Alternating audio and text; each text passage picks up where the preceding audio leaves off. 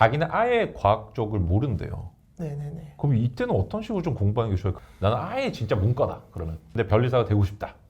그냥 제 점수를 시원하게 얘기를 하면은 저는 물리화학을 제가 10문제 중에 2문제인가 3문제를 맞았습니다. 아 진짜요? 네. 그래서 사실 그냥 다 1번으로 찍어도 그 점수가 나오지 않을까라는 생각도 들고요. 그럼 각 과목별 공부법은 좀 어떻게 되세요? 저는 사실 지금도 생각하는 게 민법이 제일 어려운 것 같더라고요. 어렵죠. 네. 제 주변 로스쿨 다니는 친구들도 민법이 제일 어렵다고 그러더라고요. 근데 제가 처음에 공부했을 때는 민법 재밌는데 하면서 공부를 했었는데 지금 느껴보니까 제일 어려운 과목이 맞는 것 같고 제 생각에는 그게 좀 실체법이라 그러지 않나라는 생각이 좀 느낌이 들었습니다. 네. 양도 워낙 많기는 한데 뭔가 저한테는 그 플로우가 잘 와닿지 않더라고요. 그래서 이제 항상 그 변호사님이 강조하시는 뭔가 목차를 위주로 큰 틀을 세운 다음에 공부하는 식으로 민법을 좀 억지로라도 그렇게 공부를 하려고 노력을 했었습니다. 순서를 재편해서 보시는 게 굉장히 도움이 되는 게 총칙부터 보면 전혀 안 와닿아요. 뭐 실생활 쓰는 게 별로 없어요. 우리가 주변에 보면은 뭐 사기 취소, 강박 뭐 이런 거 본 적 한 번이라도 살면서 전혀 없거든요. 네. 그래서 계약법 먼저 공부하시면 실생활하고 되게 연결이 많이 돼 있고 물권은 항상 마무리해주는 법이거든요. 말로 떠드는 게 계약이에요. 이렇게 할래 말래 앞으로 하자 장래를 향한 거고 물권은 이제 그거를 처리해주는 법이기 때문에 그래서 채권법, 물권법 총칙순으로 공부하시는 게 사실 가장 베스트죠. 왜냐하면 우리가 민법 같은 경우 판택텐이라 그래가지고 추상적인 체계로 이렇게 만들어 놓은 거예요. 막 이렇게 막 공통적인 거 뽑아서 막 이렇게 이거 하면 알겠지. 근데 그거는 너무 추상적인 말이고 실제 안 그렇잖아요. 별로 네. 공부해 보시니까 처음에 술술 익히는데 나중에 진짜 어렵지 않나요? 네, 맞습니다. 와닿지도 않고 뭐 소멸시효 이런 거는 본 적이 없어요. 주변에 소멸시효 한 번이라도 본 적 있을까? 저는 없을 거라 생각이. 그거는 집행 파트이기 때문에 너무 어려워가지고 근데 좀 그 정도 팁이 아닐까. 그죠. 그래도 결국에는 시간을 많이 쏟으시면서 이게 주력 과목이 됐네요. 네, 민법이. 맞습니다. 네. 그때 포인트가 있어요. 뭔가 이렇게 주력 과목으로 만드는 포인트. 이 과목은 좀 이렇게 잡으니까 괜찮더라. 일단 당연히 가장 중요한 거는 기출 문제를 완벽하게 풀 수만 있다면 사실 절대 어렵진 않을 것이다라는 거 생각을 하고 이제 저도 그렇고 제가 많은 변리사 수험생들 분들이랑 얘기를 해보니까 채권법을 가장 어려워하셔요. 어렵죠. 그렇죠. 네네. 채권법이 특히 채권 각칙 쪽을 많이 어려워하시더라고요. 그래서 이제 또 이것도 맞는 게 모든 범위를 다 똑같이 공부하는 게 아니라 이제 나중에 갔을 때는 내가 못하는 부분에 좀 더 우선순위를 둬서 공부를 하고 그래야 효율적으로 공부를 한다고 생각을 했었습니다. 맞습니다. 채권 각칙 같은 경우는 용어가 되게 어려워요. 네. 그리고 이게 공부할 때 순서대로 하면 힘이 빠져요. 이렇게 채권 각칙 가면 갑자기 이제 끝날 때 됐다 하면서 공부를 안 하게 돼. 그래서 저는 또 추천드리는 게 민법 하실 때 만약에 민총부터 보신 분이면 다음에는 각칙부터 한번 채권 각칙부터 거꾸로 보면은 공부가 좀 이렇게 많이 보강이 돼요. 모르는 걸 확 알게 되는데 항상 총칙부터 시작하면 각칙은 무조건 힘이 빠져요. 점차 그게 취약 과목이 되거든요. 그게 나오면 갑자기 공부해서 위임이 갑자기 딱 나오는 순간 성관주의 보면 막 뭐지 이렇게 되잖아요. 어쨌든 딱 그렇잖아요. 느낌이 네네. 그렇죠. 그래서 조금 그런 팁도 있지 않나. 사례 같은 건 좀 어떻게 대응하셨어요? 우리가 조문만 물어보는 거하고 다르잖아요. 뭐 상표 디보랑 다르게 얘는 실제 사안을 가지고 물어보는 것들이 많은데 어떻게 좀 해결하셨어요? 저는 원래 근데 글 텍스트를 좀 볼 때 그 말을 가장 쉽게 변형을 해서 제 머릿속에 좀 집어넣거든요. 오, 엄청난 포인트다. 네네. 네네. 그러니까 뭐 사실 그러니까 위임이란 단어가 좀 어려워서 그렇죠, 그렇지 그렇죠. 누가 누구의 일을 뭐 내 맡긴다. 일을 시킨다 맡긴다 이런 네. 느낌이잖아요. 좀 그래서 텍스트들을 다 계속 말 그대로 머릿속에 이렇게 그림처럼 도식화, 갑을 이런 거로 좀 도식화도 해보려고 했고 각 판례들을 그런 식으로 하다 보니까 이제 사례형 자체가 당연히 어려운 거는 맞지만 그래도 저에게 막 봤을 때 응용하기 너무 어렵다라는 생각이 들지는 않았던 것 같습니다. 근데 여기는 변리사님 포인트가 딱 있으시네요. 네. 이게 이미지로 바꿔서 기억 안 하면 절대 법학을 할 수가 없어요. 이게. 네. 이게 우리가 뭔가를 할 때 예를 들어가지고 친구께 돈 빌려줬다 그러면은 사람은 돈 빌려줬다고 표현하지만 우리가 법을 아는 사람 소비대차 계약을 책에서 이렇게 얘기했잖아요. 네네. 각칙상 그죠?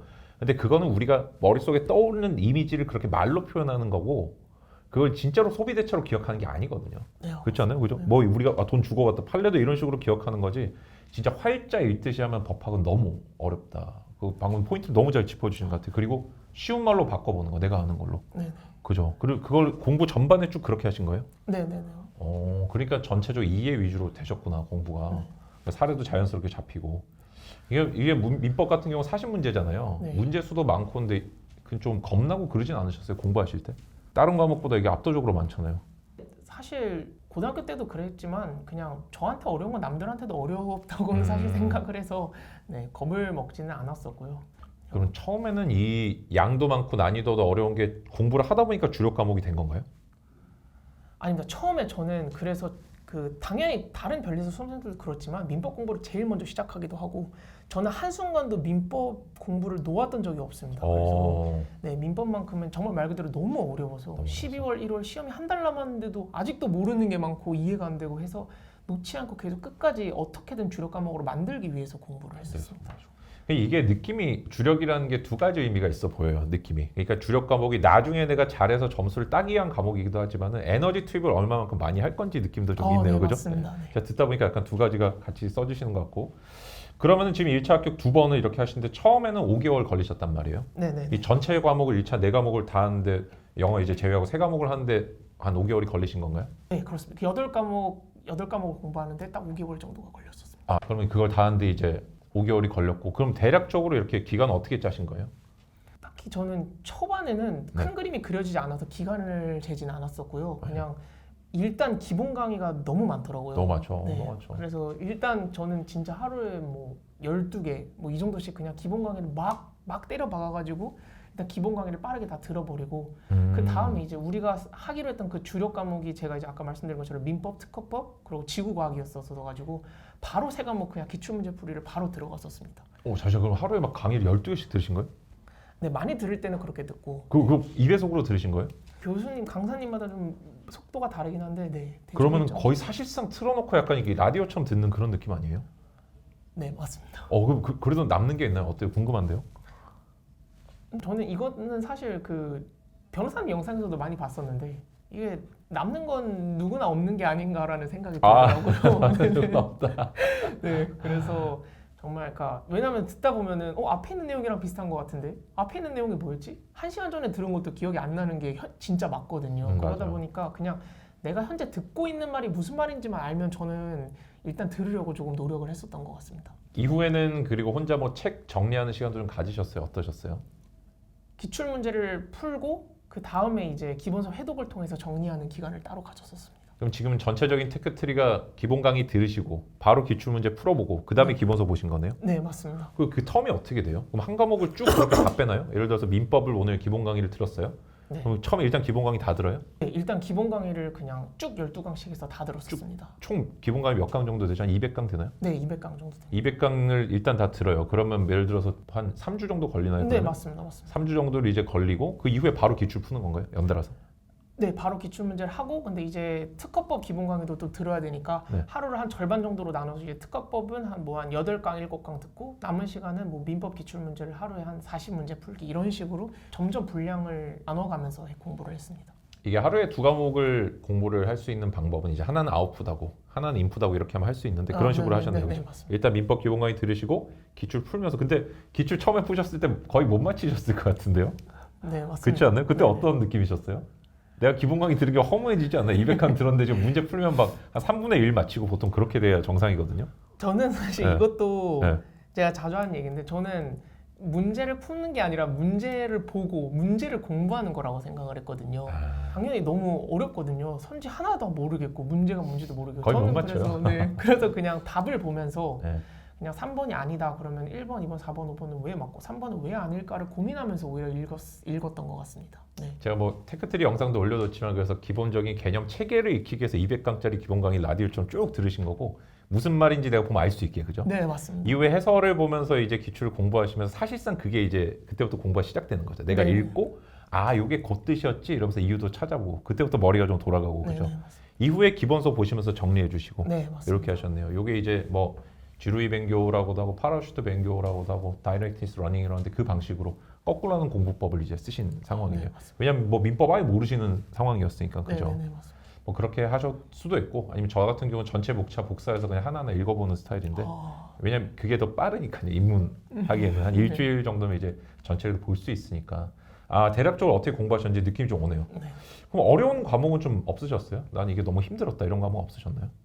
저는 사실 당연히 과학이 제일 어려웠던 것 이거 같아요. 당연히가 아니에요. 연대 공대에 다니신 분이 과학이 어렵다 하시면 다른 분들은 너무 진짜 어려워요. 근데 이제 제가 애초에 그 과학 자체를 방어 과목으로 갖고 가다 보니까 저는 법을 무조건 거의 다 맞는 수준으로 해야겠다라는 목표를 세우다 보니까 그 정말 그 50점에서 한 80점 만드는 건 생각보다 이렇게 잘 했는데 그 80점에서 막 90점 만들고 90점에서 100점을 만드는 진짜 공부가 거기서 스트레스를 진짜 막판에 정말 좀 많이 받았던 것 같습니다. 맞아. 어디 빵꾸가 난지 모르거든요. 네, 맞아요. 맞습니다. 공부하면은. 아니 그러면 이제 제가 이제 변리사 또 지도하는 분들 할 때 처음에 가장 고민이 자기는 아예 과학 쪽을 모른대요. 네네네. 그럼 이때는 어떤 식으로 좀 공부하는 게 좋아요? 그분 같은 경우에서 중학교 과학도 막 어떤 그 듣고 막 그렇게 하는 분도 있고 그러다 실제 합격 수기 중에 나는 중학교부터 공부했다 이런 분도 있고 막 있더라고요. 어떤 식으로 좀 추천하세요? 나는 아예 진짜 문과다 그러면. 근데 변리사가 되고 싶다. 근데 솔직히 저도 그냥 제 점수를 시원하게 얘기를 하면은 저는 물리화학을 제가 10문제 중에 2문제인가 3문제를 맞았습니다. 아 진짜요? 네. 그래서 사실 그냥 다 1번으로 찍어도 그 점수가 나오지 않을까라는 생각도 들고요. 네. 그리고 생물지구과학은 제가 이제 지구과학은 다 맞았었고 생물은 한두 개 정도 틀렸었는데 제가 사실 고등학교 때도 물리원 화학원을 선택했고 그리고 대학교 전공도 신소재공학이다 보니까 물리랑 화학을 많이 했거든요. 그때 물리화학이. 네, 저는 생물지구과학을 해본 적이 없었거든요, 태어나서. 네. 근데 생물지구과학은 솔직히 정말 말 그대로 외우기만 하면 되는 거라 맞아요. 굳이 뭐 그런 어떤 공학적인 소양을 요하지는 않는다라고 생각을 했었어가지고, 네. 그래서 사실 저는 굳이 자연과학을 공부한 사람들도 오히려 편하게 좀 생물이랑 지구과학 암기 위주로 공부를 하고 물리화학은 좀 쉬운 파트들만 몇 개만 챙겨가고 나머지는 사실 과감하게 그냥 공부를 안 해도 저는 된다고 생각을 합니다. 굳이 나누자면은 조금 더 이제 사회탐구 쪽에 가까운 게 생물하고 지구과학 쪽인 것 같고 네네네. 그죠? 그다음에 조금 더 수학이라든지 이런 이과 쪽에 가까운 게 물리화학인 것 같아요. 네네. 그죠? 화학이 한 중간 정도 되는 것 같고 네네. 외우는 것도 있고 계산도 있고 이런 식으로. 맞습니다. 아 그래서 이게 내가 진짜 소양이 없다고 한다고 해서 막 중학교 거부터 다시 듣고 물론 그런 합격 수기들도 있고 하지만 꼭 그렇게 하기보다는 생물지구를 조금 집중적으로 하고 특히 지구과학을 열심히 파다 보면은 네네. 좀 더 가능성이 있다. 네네. 물리학은 오히려 1번으로 찍어도 합격할 수 있다. 맞습니다. 좋습니다. 그러면 이 과목들의 공부 어떻게 보면 물리학은 공부를 그러면은 좀 어떻게 하셨어요? 저는 역학이 좀 어렵고 유체역학 같은 게 좀 어렵고 그리고 화학에서도 뭐 삼염기 중화반응 뭐 이런 파트들이 좀 어려운 파트들이 있거든요. 네. 계산하는 파트.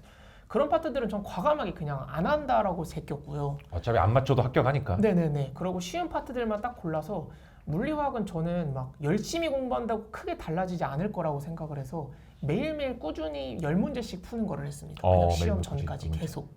물리학은 열문제 풀기만 하시고. 네네네. 그때 타작은 좀 어떠셨어요? 많이 맞히셨어요? 한숨을 쉬시는데요. 처음에는 한 3개 맞다가 네. 이제 나중에 근데 아까 말한 것처럼 어려운 문제는 빼고 쉬운 것만 풀다 보니까 나중에 가니까 그래도 7, 8개가 맞춰지기는 하더라고요. 네, 어려운 그렇게 파트를 해서 빼니까. 많이 빼니까. 네. 알겠습니다. 그러면은 생물하고 지구는 좀 어떻게 공부하셨어요? 우리 주력 과목인 지구부터 한번 들어볼까요? 지구과학은 제가 공부를 해보니까 사실 그냥 사회탐구랑 똑같더라고요. 맞죠. 똑같죠. 완전 똑같죠. 네네네. 뭐 천체 이런 게 조금 있다고는 하는데 정말 그 파트들만 뭐 유튜브 영상이나 이런 걸로 아니면 기본 강의를 통해서 그냥 살짝만 공부해주고 그냥 기출문제 한 번 딱 풀어서 이런 거 나오는구나 이 파트 중요하구나 파악하고 그러고서 그냥 기본 서적 무한 회독하고 대신에 뭐 암석이나 뭐 어디는 현무암 어디는 화강암 좀 이런 걸 외워야 되거든요. 뭐 제주도 맞아요. 울릉도는 어떻다.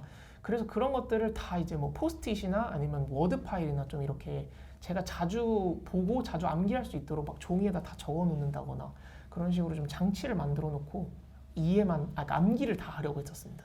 결국엔 민법하고 똑같네요. 전체적인 흐름은 그죠? 네네네, 기본적인 맞습니다. 개념 컨셉 잡고 이후에 기출 문제를 공부하고 푸는 게 아니고 공부하고 풀면 다 네네. 틀리니까. 네. 그래서 기출 문제를 공부하고 해설부터 보고 공부하고 기본 수업 회독하면서 단기 기억 용도들 따로 모아서 외우고 네, 이런 식으로 이제 맞습니다. 가신 거네요. 생물도 마찬가지로 그렇게 네, 공부하셨어요. 그렇게 공부했습니다. 그리고 물리학은 이제 문제 계속 풀었고. 네. 나머지 우리 산재 애들 한번 어떻게 됐는지 말씀을 좀 해주시죠. 얘들 어떻게 공부하셨어요? 산재는 처음에 공부했을 때는 솔직히 민법 공부하다가 산재를 딱 공부하니까 절차법을 처음 공부하니까 어렵더라고요. 너무 어렵죠. 네, 이거 뭐지 좀 다른데 하는 생각이 들었었습니다. 근데 오히려 나중에 그 시계열적인 흐름이 있더라고요. 처음에 뭐 어떻게 출원을 해서 이렇게 등록이 되고 그다음에 뭐 심판을 하고 소송을 하고 이런 시기적인 절차 흐름이 있다 보니까 그 플로우를 위주로 조금 외우려고 했었고 그리고 이제 특허, 상표, 디보가 다 결은 산업재산권이 같고 어떻게 출원, 등록, 심판 이런 거 큰 틀에서는 같지만 조금씩 차이점이 있거든요. 제도나 뭐 이런 시기적 요건 이런 부분에서 그래서 얘와 얘의 차이점을 위주로 좀 공부를 하려고 했었습니다. 서로 비교를 하면서 조금 전체 일단 흐름을 만들어 놓고 네네. 그 흐름 속에 서로 차이점을 중심으로 이렇게 공부를 하신 거네요. 네네 그러면 맞습니다. 플로우 속에 전체적인 지식들이 이렇게 막 뭉쳐졌겠네요. 네 맞습니다. 그래서 아까 민법도 이제 플로우가 안 보이다 보니까 그게 좀 네네. 어렵다고 생각하셨는데 네. 예를 들어 뭐 출원하고 심사하고 등록하고 이런 일련의 절차들이 있다고 한다면 민법도 아까 말씀드린 것처럼 계약으로 합의하고 이행하고 물권으로 이행하고 나중에 소송하고 이제 민총으로 가는 거거든요. 이게 거꾸로 된 플로우예요. 그래서 네네. 거꾸로 공부하는 건데 그래서 아까 민법이 처음에 어렵다고 하셨구나. 네 맞습니다. 그래서 저도 이제 뭐 학생들 지도할 때는 이제 요즘에 이제 뭐 독일 방식이긴 한데 플루메라는 분이 이제 그렇게 묶어가지고 해가지고 저도 똑같이 가르치는데 계약법부터 가르치거든요. 네네네. 뭐 실제 우리가 뭐 버스 타고 이럴 때도 다 계약이거든요. 말 없는 계약이 돈 넣는 게 요즘 찍고 이런 게 다 계약이어서 플로우 위주로 하셨다는 게 그 뜻이구나. 왜냐면 처음에 아까 민법 공부할 때 플로우가 안 보여가지고 어렵다 뭐 이런 얘기를 하셔가지고 제가 어떤 의미일까 되게 생각을 했는데 네. 이런 뜻이었네요. 네. 좋습니다. 상표 디보는 우리가 그래도 조문 위주로 조금 더 출제가 많이 되는 반면에 네. 특허 같은 경우는 좀 어떤 식으로 나눠서 공부를 하셨어요? 그러니까 특허랑 상표 디보가 뭔가 느낌이 다르잖아요. 그러니까 시험이 나오는 느낌이. 그거 어떻게 좀 다르게 공부하셨어요? 특허는 문제수가 일단 20문제고 상표 디보가 10문제라서 문제가 많고 그래서 결국 얘네 세 개가 다 겹치는 파트들은 특허에서 내시더라고요. 출제위원분들이. 그러다 보니까 이제 사실 좀 심판 소송 아니면 판례들은 좀 특허에서 많이 나오는 느낌이 강했습니다. 그래서 좀 특허를 볼 때는 판례를 위주로 조금 공부를 하려고 했었고요. 그러면은 전체적으로 이제 변레사님이 파악하신 게 10문제 10문제니까 그다음에 공통된 부분이라든지 판례라든지 이런 것들은 특허 쪽에서 나오고 나머지는 조문과 차이점 위주로 이렇게 대별을 하신 거네요. 그 흐름은 언제 하셨어요? 뭐 강의 듣다 하신 거 아니면 혼자 공부하다 하신 거예요? 특허법 문제를 이렇게 막 풀다가 사실 제가 이제 공부 기간이 길지는 않다 보니까 상표 디보를 해야 되는데 시간이 얼마 안 남았더라고요. 그래서 막 겁먹어서 나 진짜 큰일 났나? 내년 시험 못 보는 거 아니야? 그쵸, 이런 생각을 하면서 상표 기출 문제를 풀어봤습니다. 근데 생각보다 너무 잘 풀리는 느낌이 들었었습니다. 그 특허만 공부했는데. 네네네. 네. 그래서 뭐지 생각보다 얘는 되게 단순하게 나오네. 어려운 뭐 사례형이나 응용형 혹은 막 조문을 조금 이렇게 아다르고 오다르게 내기보다는 조문 그대로 판례 그대로 이런 식으로 내다 보니까 이 정도면은 얘네는 그러면은 이제 그 차이점과 조문을 위주로 좀 공부를 하고 어려운 것들은 특허에서 다 공부를 해야겠다라고 좀 생각을 했었습니다. 어떻게 보니까 특허가 일정 수준에 올라오다 보니까 내가 나중에 상표나 디보를 볼 때도 약간 보였네요. 그게. 네 맞습니다. 요 정도까지 난이도는 안 나오는구나 싶은 것들이. 네, 맞습니다.